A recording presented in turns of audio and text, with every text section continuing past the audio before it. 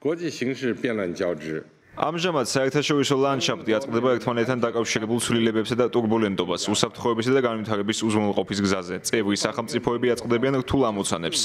ჩინეთს აქვს ნება იმუშაოს ყველა მხარესთან, რათა დღევანდელი შეხვედრა გამოვიყენოთ ჩვენი გამოცდილებების გასააზრებლად, გეგმების ჩამოსაყალიბებლად, იმისათვის, რომ ერთობლივად გავუწიოთ პოპულარიზება შანხაის თანამშრომლობის ორგანიზაციას, განვითარებისა და მაღალი დონის თანამშრომლობის ახალ სცენაზე, რათა ავაშენოთ უფრო შეკრული საზოგადოება საერთო მომავლისთვის. შანხაის თანამშრომლობის ორგანიზაციის წევრები, მეგობრები და პარტნიორები არიან.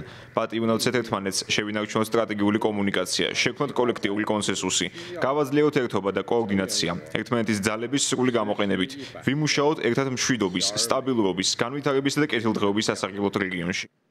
Наша организация последовательно наращивает влияние в решении. Ჩვენი ორგანიზაცია ზრდის მის გავლენას მიმდინარე საერთაშორისო საკითხების გადაჭრის თვალსაზრისით, რაც ძლიერი ბიძგია საერთაშორისო განვითარების პროცესში, რათა ნამდვილი მულტილატერალიზმი ჩამოყალიბდეს. სისტემა, რომელიც ჩაანაცვლებდა მოძველებულ ევროცენტრულ და ევროატლანტიკურ მოდელებს და გაითვალისწინებდა ქვეყნების, რაც შეიძლება ფართო სპექტრის ინტერესებს. ნამდვილად დაბალანსებული იქნებოდა და შესაბამისად არ დაუშვებდა ზოგიერთი სახელმწიფოს მიერ საკუთარი უსაფრთხოების უზრუნველყოფის მცდელობას სხვების უსაფრთხოების ხარჯზე.